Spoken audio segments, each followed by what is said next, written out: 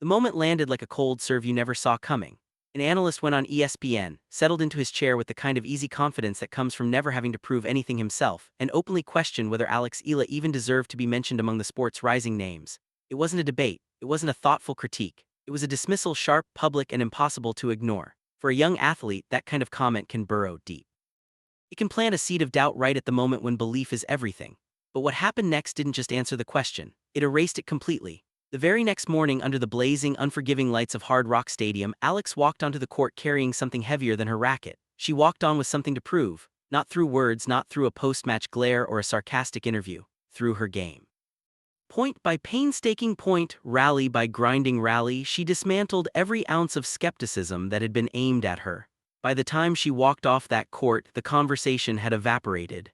The same voices that had questioned her place were now forced to sit and witness it. But this isn't just a tennis story. If you reduce it to that, you miss what actually happened. This is something deeper. It's about belief and sacrifice, about a young girl carrying the weight of a nation that doesn't often see itself in the global tennis spotlight. To really understand the magnitude of what happened at the 2025 Miami Open, you cannot start with the first serve.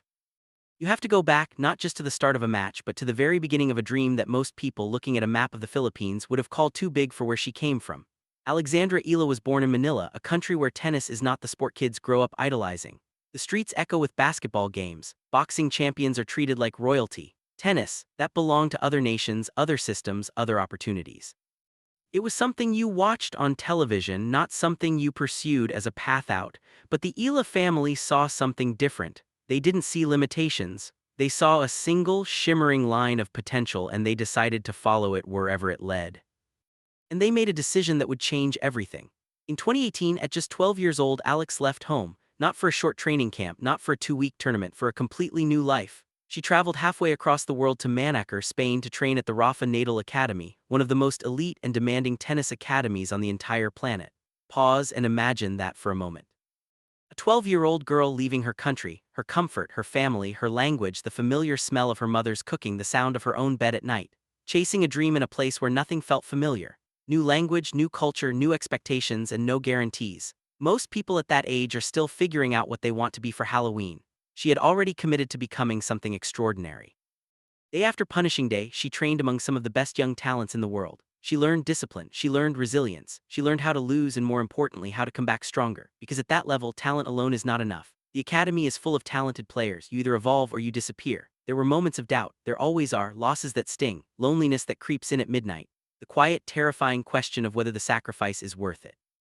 But Alex kept going because she wasn't just playing for herself anymore. She was carrying a dream that started in Manila, a dream that people said didn't belong on tennis's biggest stages. Then came 2022, the moment the tennis world finally stopped scrolling and looked up.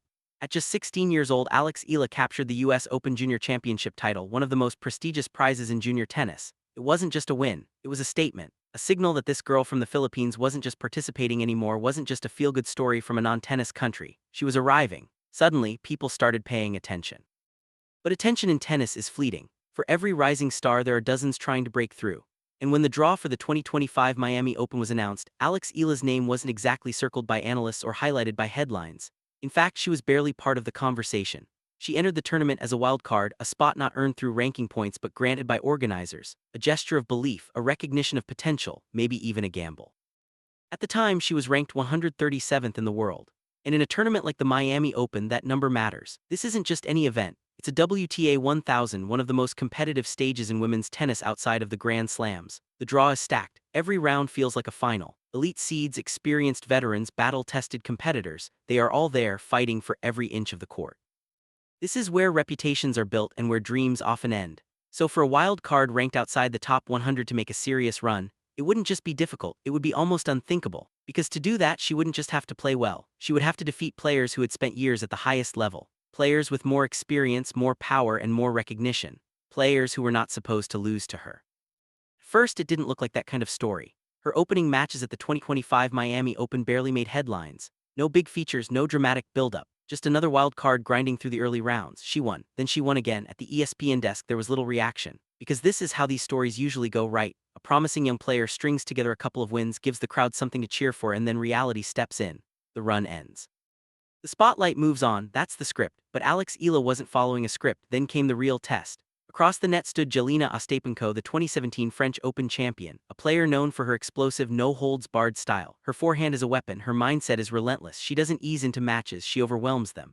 Ostapenko had been here before, she had faced the biggest names, defeated champions, thrived under pressure. On paper, this wasn't supposed to be close.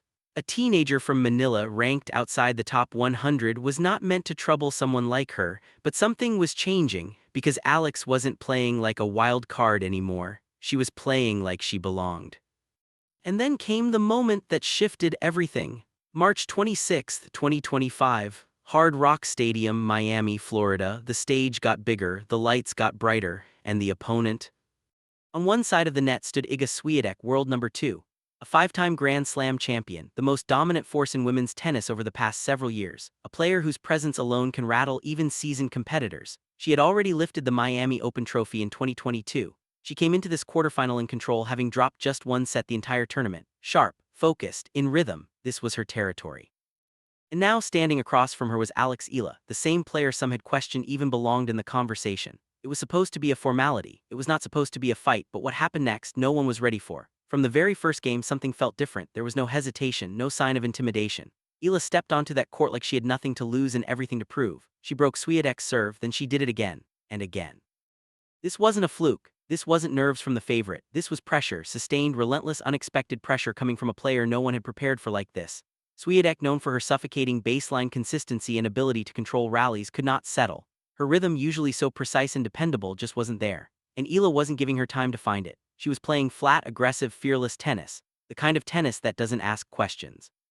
It forces answers, and suddenly the match wasn't following any familiar pattern, it was slipping, and then it was over.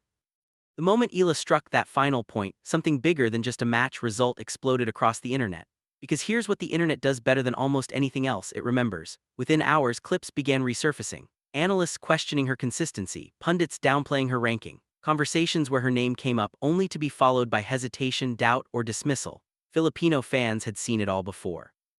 They had heard every "she's not ready," every "let's wait and see," every subtle way of saying she didn't quite belong yet, and now they had proof, receipts, every overlooked performance, every minimized achievement, every moment where belief lagged behind reality. It all came flooding back into the spotlight, because this wasn't just an upset anymore. This was a response, a loud, undeniable response, and it didn't just echo through that stadium in Miami. It traveled across the world, all the way back to the Philippines, where an entire nation was watching, feeling, and finally being heard. The reaction was overwhelming and completely earned. Within hours, the narrative flipped. Filipino hashtags surged across the globe. Under clips from ESPN, the tone shifted from quiet skepticism to loud, unified recognition. What had once been a slow trickle of support turned into a wave. Fans demanding that the world finally acknowledge what they had been seeing for years, because for them this wasn't sudden, this wasn't shocking, this was overdue. What made the backlash towards certain analysts sharper wasn't just that they doubted Alex Eala. Underdogs are doubted all the time, that's part of sports. It was how they did it. The ranking 137 had been used like a verdict, a shortcut to dismiss her, as if a number could fully define a player's level, her growth, her momentum, as if what she was actually doing on the court mattered less than where her name sat on a list. And that's where the irony hit hardest. Because that same number, the one used to question her legitimacy, became part of the story that made her victory unforgettable. It wasn't just that she won, it was who she beat while carrying that number. Names like Iga Świątek don't lose easily, they don't get outplayed by accident.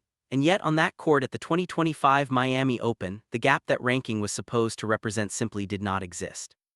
Voices like Greg Rusedski, who had previously framed the conversation with caution and doubt, now found themselves part of a narrative that had moved beyond them. Because by 2026, the conversation around Alex Eala wasn't the same anymore. And it shouldn't be. The facts had changed. The results were undeniable. The resume was growing. But here's the part that matters most. She hasn't changed. She's still the same girl from Manila. Still the same 12-year-old who left home with a dream and a backpack to train at the Rafa Nadal Academy. Still the same player who steps onto the court with quiet focus whether she's facing an unknown opponent or a Grand Slam champion. No shortcuts, no entitlement, no noise, just work, just belief, just tennis. And that's what makes her story different. Because this was never about proving people wrong. It was about proving over and over again that she belonged all along, with the same preparation, the same discipline, the same hunger. That never changed. What changed was the world finally choosing to see it. Because even as her breakthrough moment echoed across the sport, the journey didn't suddenly become easy. The 2026 season reminded everyone, including her, how unforgiving tennis can be. Rankings fluctuate, momentum shifts. One week you're rising, the next you're defending points under the relentless math of the WTA system. There were tough losses, matches where things didn't click, opponents who exposed gaps like Karolina Muchova, who stopped her run in the round of 16 at the 2026 Miami Open. That loss pushed her ranking back toward the mid-40s, a reminder that progress in the sport is rarely a straight line. But none of that erased what she had already done. Because when Alex Eala defeated Iga Świątek in Miami, it wasn't just about reaching a semifinal. It was history. She became the first player from the Philippines ever to reach the semifinals of a WTA 1000 event like the Miami Open. Let that sink in. In a country of more than 100 million people, no one had ever gone that far in women's professional tennis at that level. That's not just a stat you read and move on from. That's a barrier being broken. That's a door opening for the first time, and you could see the weight of that moment on her, not as pressure that crushed her, but as something she carried with purpose. Every time she walked onto the court in Miami, it meant more. Every point wasn't just about winning or losing. It was about representation, about possibility, about showing an entire nation and maybe even a region that this path exists. You could see it in her eyes. The focus was there, the composure was there, but underneath it there was something deeper, an awareness that she wasn't just writing her own story anymore. She was writing a chapter for millions of people who had never seen themselves on that stage before, and she carried that with remarkable grace. "My season has come to an end," she wrote, closing the chapter on a year that changed everything. "I have no words to describe what 2025 has brought me. My dreams have come true. Everything that has happened this season is a love letter to my family, my team, and to little Alex." Little Alex, the 12-year-old who left home for Spain. The kid who sat with homesickness but refused to let it win. The same girl who walked into the Rafa Nadal Academy with nothing but belief and walked out years later ready to face the world. The girl who became a junior Grand Slam champion. The girl who arrived in Miami as a wild card and left as something much bigger. Because what people still get wrong about Alex Eala is this: that week was not luck, it was not timing. And it was definitely not a fluke. It was the visible result of something invisible. Years of work that nobody was watching. Early mornings on empty courts, repetition without applause, losses that didn't make headlines but left marks, grinding through smaller tournaments, fighting for points, learning lessons the hard way, the kind of development that doesn't trend on social media but builds champions. Even the ranking that critics leaned on, that 137, was never a final judgment. It was a snapshot, a temporary number attached to a player who was still evolving, still climbing, still becoming. And the moment the world froze that number and used it to define her was the exact moment she outgrew it, because she never stopped moving. By 2026, that movement had turned into something undeniable. She climbed to a career-high ranking of world number 29. Not as a surprise, not as an exception, but as confirmation. Confirmation that Miami was not an outlier, it was a preview, a glimpse of what happens when preparation meets belief at exactly the right moment. And maybe the most powerful part of her story is not just that she proved people wrong, it is that she never needed them to believe in the first place. By 2026, everything had changed, not just for Alex Eala, but for how the tennis world talked about her. She was no longer a question mark, she was seated at the table, and she got there not by shouting but by winning.